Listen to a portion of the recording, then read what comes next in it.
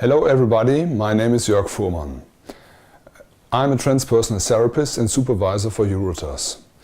I live in Switzerland and have my institute here in Switzerland, where I mostly do work with people in expanded states of consciousness, with trance therapy, hypnotherapy, different kinds of breath work, and I call it existential depth therapy.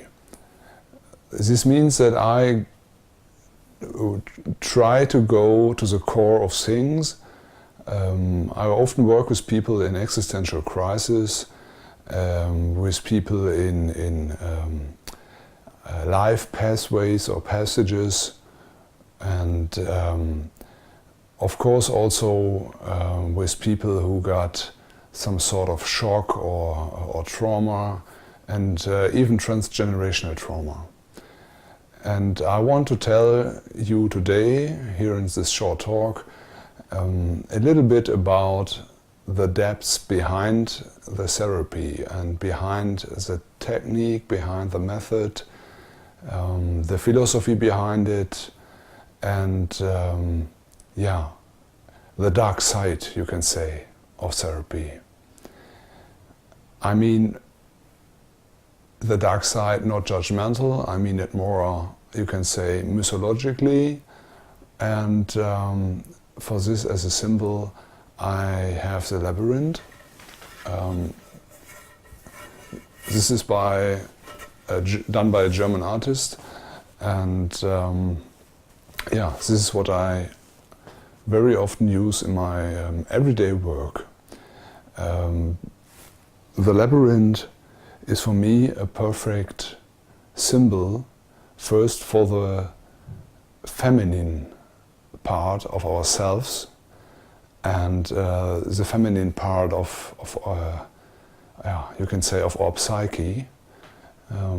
When you remind, the psyche was a female goddess in the Greek mythology, and so it is still today. The female aspects of our soul, of our being, are the ones which wanted to be listened to in a soft way, in an intuitive way, in an emotional way. And we find them when we sink into this so-called underworld or deep states or dark states, which were not enlightened through the sharp, analytical, clear mind. We find those experiences or states or stages through letting go processes, through diving into the ocean of the not knowing, or by entering the labyrinth. Finding our way through the labyrinth or encountering things in the labyrinth also needs, of course, masculine parts or masculine competencies, but in general you can say we are always connected with the female side of us. And this is what our society, what our culture and the whole spirituality in our Western culture has forgotten. And of course, very often it's also forgotten in healing, in processes of healing. And this is what I also do. I help experts, psychotherapists, doctors, pedagogies, coaches, to get a deeper awareness for this deeper part of the psyche, of themselves, to do better work afterwards. And with many clients, I do the work with the labyrinth at first, or sometimes in the process, can be earlier or later, and it is a really, I would say, trance inductor. Of course, when you have a real labyrinth, we have one in our city. I live here in Switzerland, and we have on an island at the river Rhine a big one, a big labyrinth. It's an old monastery. And there's replicated the labyrinth of Chartres, and you can walk it. Yeah, you can walk it outside, and we got many sites in Europe or outside of Europe, of course, where labyrinths are built, and when you have one close by, you can also go there by yourself or when you are professional with your clients and use this symbol for starting a process, deepening a process, or also for integration. When you don't want to leave the practice and you don't have have the space to build up one in your practice or institute, then I prefer the version, how do I work with the labyrinth? In general, the labyrinth is a symbol for me, for my work in general, and it's a symbol for the philosophy behind my work. So it's not just a tool or now a technique. This is very important. And it's very common these days, especially in trance therapy or hypnosis, that we want to have just a better technique, a faster induction, some better suggestion that works even faster and faster. And when you read a lot of comments in many groups, also social media groups, now we are up to even not only we heal everything in one session, and now we are up to that the clients don't even have to come anymore because our techniques are so good. We just heal them before they have called us. So this is, in a way, if you think in terms of process orientational work, this is kind of ridiculous because the psyche is, I would say, is a female part of ourselves that develops not in a masculine way, and this is what often in therapy now, because of time shortening of resources and everything is falling more and more apart. This consciousness about this. The psyche develops, you can say, in circles, or develops like a pathway through a labyrinth, and it's not a directive masculine thing.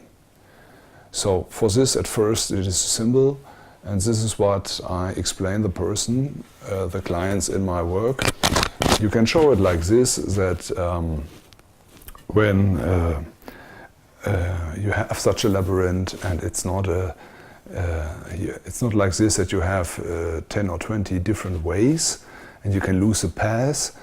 It's only one way, and it feels sometimes as if you have lost the path, and this is already enough for most of us.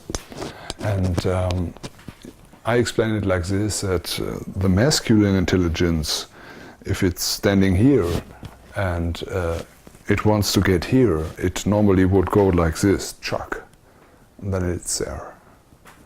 But the female intelligence has to walk this path here and circle around the center and change the directions, and has to change the way, and to trust, and sometimes to stop and to feel, and maybe to move back again, and to watch from different directions and angles. And sometimes maybe has a feeling it's already there, and then has a feeling it's nearly one step away from the entrance, and it does not make sense at all. And this is what we all know. And this is also where the Greek myths come in, or also the myths from other cultures. And this is why I also tell the clients also some sort of myth about it. And Yeah, when the client is walking this labyrinth, he gets some mask from me, which is put on the eyes, an eye shade, so that he cannot see anything. It's total darkness, total blacked out, and he can watch with open eyes, and yeah, the sight is completely black. And then I turn on some music which is starting some sort of trance process, which is also underlaid with theta waves, alpha theta, and he starts just at the starting point, putting the left finger on the point, because left is the female side of the body, and then he starts to move with his closed eyes or open eyes, but doesn't see anything. He starts a process, and this process can be guided or can just be processed by itself. And it can also have a topic or a question behind it, because the clients mostly come to us with a question, and it can be, for example, the question where to go next, or what to do next, or what is a decision I want to take in life, which road should I go, which way should I turn, left or right, should I leave my job, should I stay in the relationship, or people who are seriously ill, what do I have to do now, still have to do, what is now important in life. Or just people who want to recover memories can say, start at the point in your life when you were born, or when your birth process began, for example, and then, or from the earliest memory you have, and then move through it, yeah, move it with your finger, and let everything come up. Just let it flow, let it come up, and move to the center. And the center, you can say, for example, is the most important event or situation for your topic, why you are here, for your question. Or you can also say it's like in regression therapy, or in progression hypnosis, for example. You can say it's like when you start there, and when you arrive in the middle, it is here and now, the present moment. You're sitting here on this chair, and this is the here and now, the center. And when you arrive there and you are still on the road, just process further and further until you are here in the here and now. And very often a process is starting on the path, or on the path are things happening, phenomenologically happening, which are related to the topic or the issue of what the client, why the client is here, what brought him here. And this is also very interesting. He loses the way, he has no trust anymore, he wants to turn around and go back, or he already goes back and does not realize that he goes back and comes out at the entrance again. Or people who cannot finish things sometimes do it like this, that they come out and walk around for 3, 4, 5 times and don't realize it, that they are already out of it again afterwards, and are still walking around it in a circle. And this is also interesting, and when you confront people with it, take your eye shade off and look what your finger is doing. How does it feel in the body? Where do you know this from? It's often for many people like some sort of mini Satori. It's like, wow, this is what's happening all the time to me. Always. And this makes a really, really big shift in understanding what's going on inside of me or in my field. For this also, another topic is very important, which I will switch to now, because it's a really important term of the transpersonal psychology. It's a term of coex by Stanislav Grof. When I was exploring ancient cultures or traditional cultures, I often had the feeling that they knew a lot of things, or many of the things which we discover now these days as new or as a scientific breakthrough, that they had it already in the back of their maybe unconscious, in their myth, in their rituals, and in their traditions covered.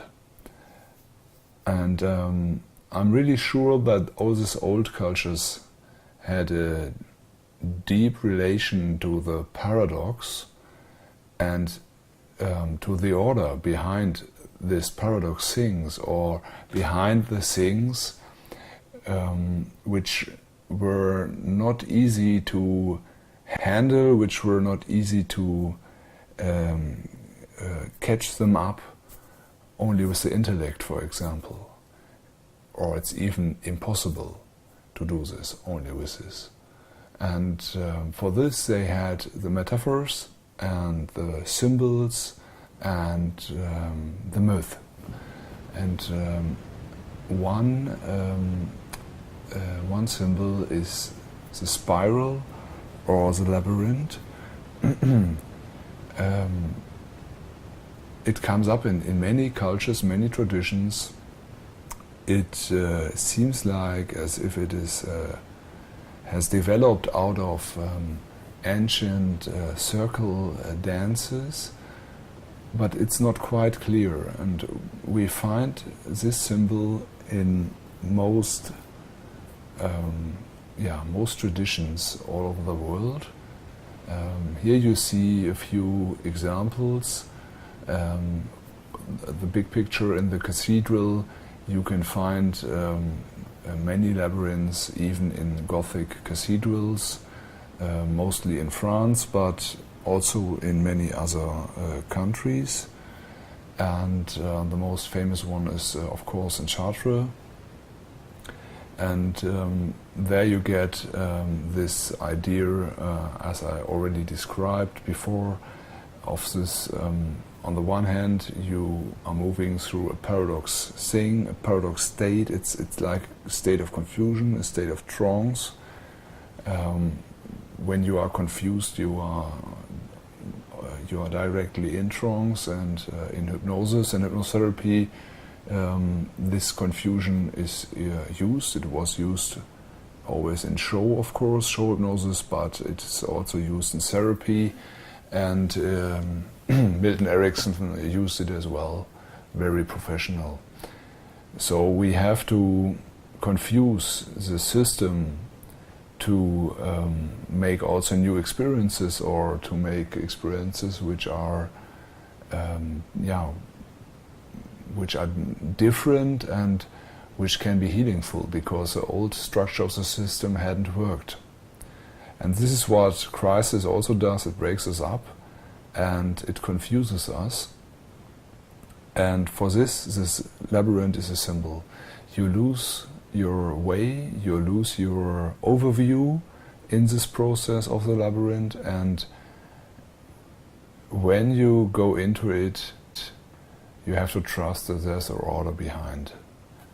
And this order behind everything we find in many aspects of life.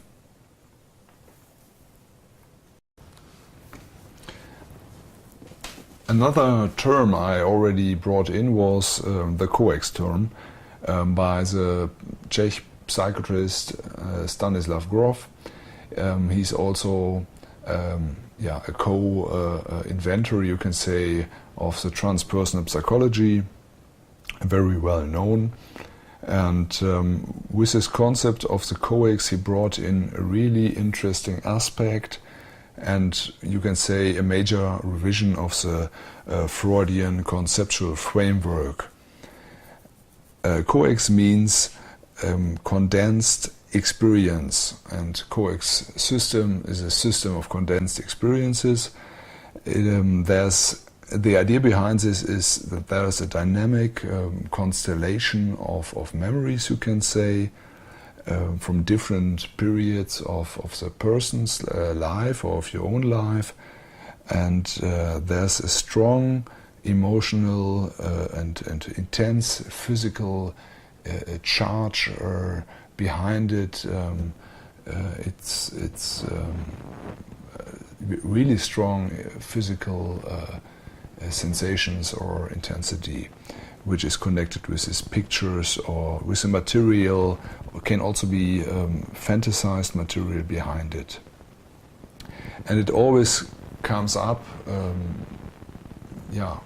people are asking, like automatically, and people are asking themselves, why does this always happen to me, and why am I always entering these processes? And this is this point where we are already in the labyrinth. And for here in the picture you see my personal view on it, and my personal experiences with it. There's a connection between the perinatal biographical events and the transpersonal, and for me it was, and the first time of my life that I was really had really traumatic perinatal experiences, and also after the birth process in the 70s, babies who were born too early were put in incubators and left alone. And nowadays we know that this is also really traumatic, but in this time it was like this. So after this I got, in my childhood, 15 times hospitalized for many different things, and later on in my life I got car accidents, 6 car accidents, and when I was 4.5 I fell into a deep hole and had a near-death experience. And in my family many people died of different illnesses, and when I was at an ayahuasca ritual in Ecuador, someone died from the group there, and so I had a really strong connection to death, to illness, and there's also some transgenerational stuff behind, because many people in my family, mostly my grandparents, were forced to flee their homeland, and my grandmother had to leave Czechoslovakia, for example, and it was really traumatic for them. And my grandfather was fighting in Stalingrad and was later put in some sort of Allied forces concentration camp, which was really horrible also. So there are a lot of connections between all these phenomenons, and on the other hand, a lot of connections through my perinatal process, through my birth process, which I found out, for example, through the work with psychedelics or with holotropic birth work. And there's also a strong opening to the transpersonal dimension behind all this for me. And when I first, over 20 years ago, stumbled upon the concept of Stan Grof, or concepts of Stan Grof, I was really, really thankful that I found out that there's this order and paradox behind. And for me, I can really say I followed the call of this reconnection because I realized that if I won't follow the call, that in life these things will come up by themselves, as long as I won't follow this call. And it was at the age of 20 I met a teacher of meditation and psychology, and he was my, I would say, first guru or first mentor, and I did not even realize that he's something like a guru for me at the moment. I realized it many years later, and that he helped me to find a way in the labyrinth. And he was really also had a strong female force. And in the picture you see here how the hero is connected with a female principle in symbol of Ariadne, who holds the thread when he's going to enter the labyrinth and to fight the Minotaur.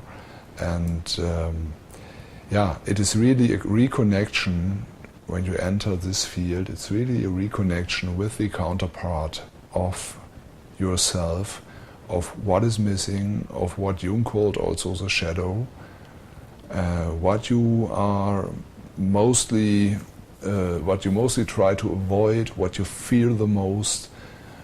And these life events, as I said before, seem to crack us up and open us up. They want us to start to reconnect and walk the labyrinth.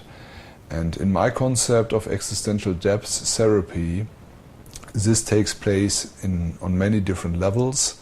And here are 4 of them. It's the main 4 is the work with the ancestors, of course, and with the biographical experiences, with the childhood and with the early childhood and the youth, and also with the transpersonal aspects of it.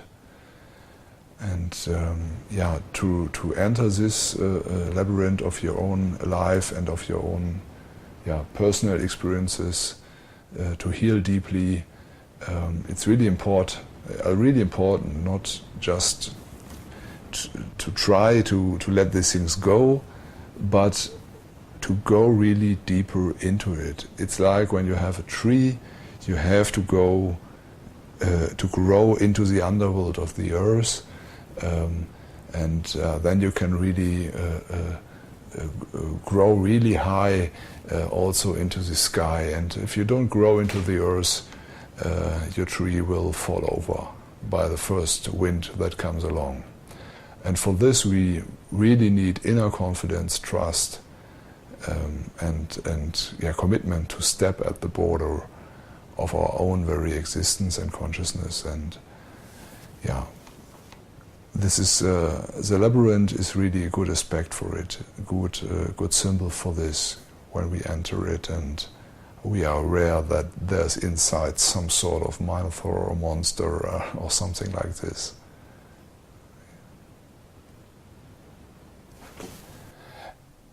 And this is why we have to find a way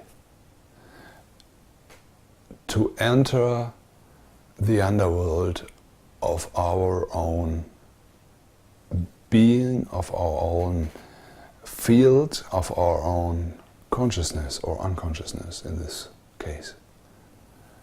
And of course we have a family unconsciousness, and we have recommended to Jung, we have a collective unconsciousness. And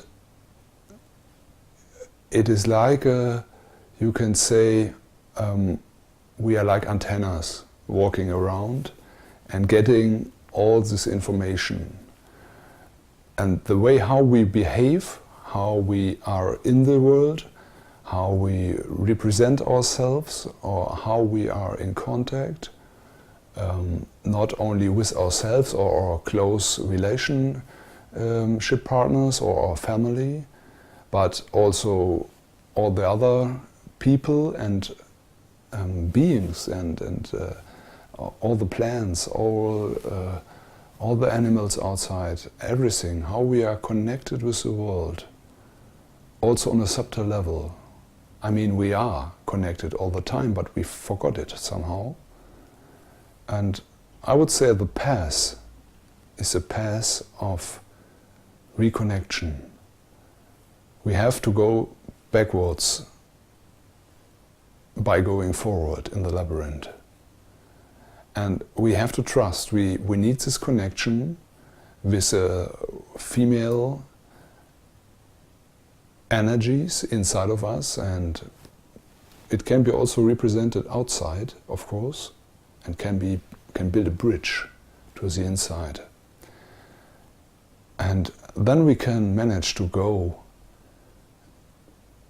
into this labyrinth. This is very important. And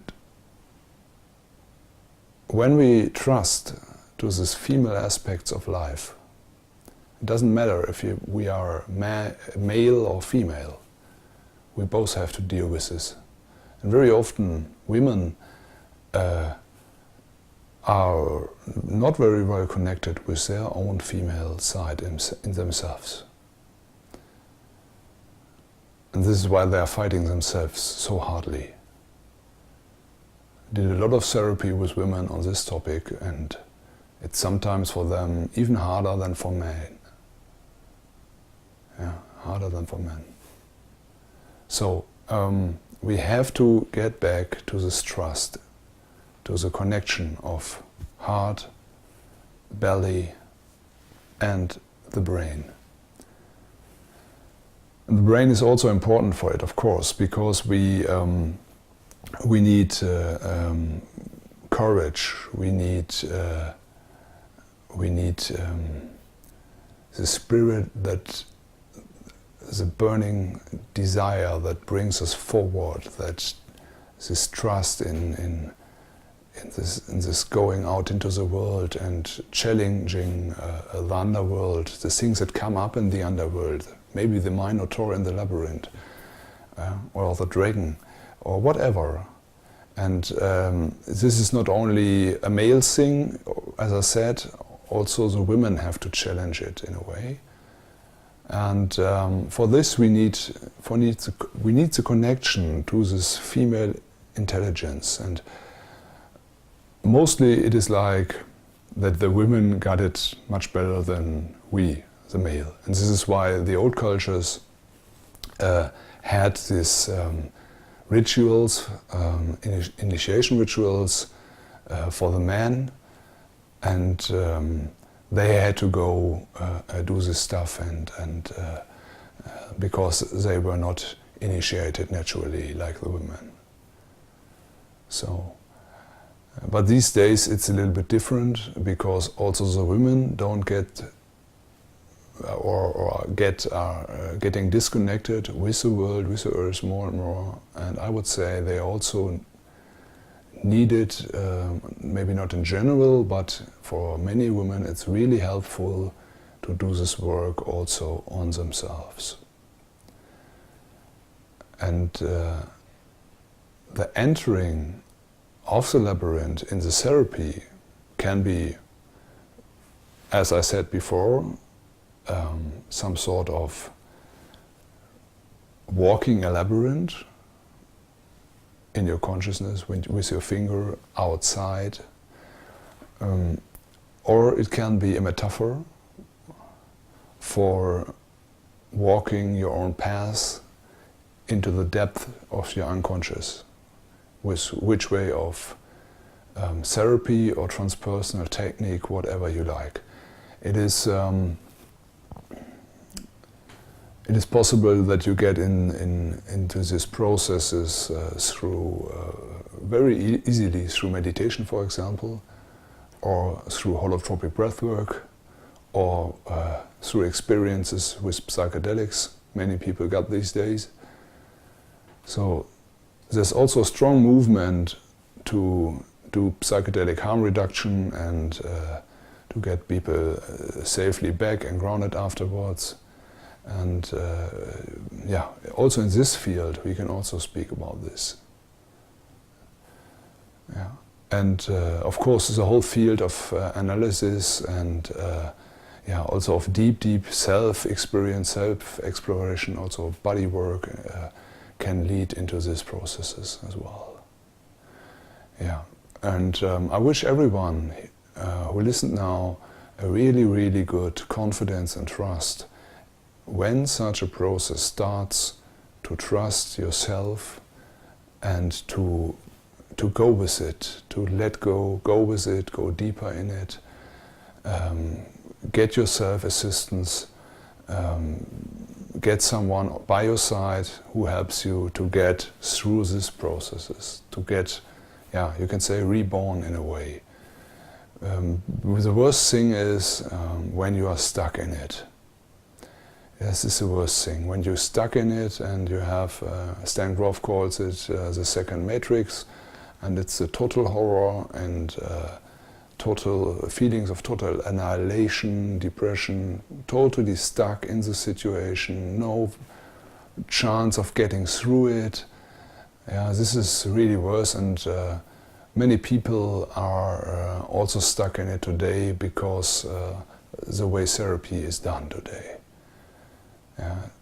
And it's really important to have someone by your side who is trusting totally when you go into these processes, that you have an inner self-organization and system, that your body is organizing himself, your psyche, your spirit, that you got something that we call the inner healer. It's really, really important that you have someone by your side who has this confidence in you, because when he has it experienced in himself, he can trust that you, when you are in your process, have it too, and you can find your way. Not the way that fits for him, but the way that fits for you, exactly for you. And this is always a very creative process. It's not a structured thing. You move from A to B to C. Yeah, you can move from C to A and then to B, and this can be right. Yeah, this is really important. It's a highly creative thing, and we work phenomenologically, like Friedlander said, and like Pearls took it up in Gestalt. This is really, really important, to work with the phenomenons that come up in the situation, and to trust the flow, to trust the process. And this is also a really good, deep female competence. Yeah. And for this I wish you good luck with your clients, also by yourself, at first by yourself and then with your clients and all the other persons you meet in life. And yeah, best wishes from Switzerland, Stein am Rhein, near the Lake Constance, Jörg Fuhrmann from Open Space Institute.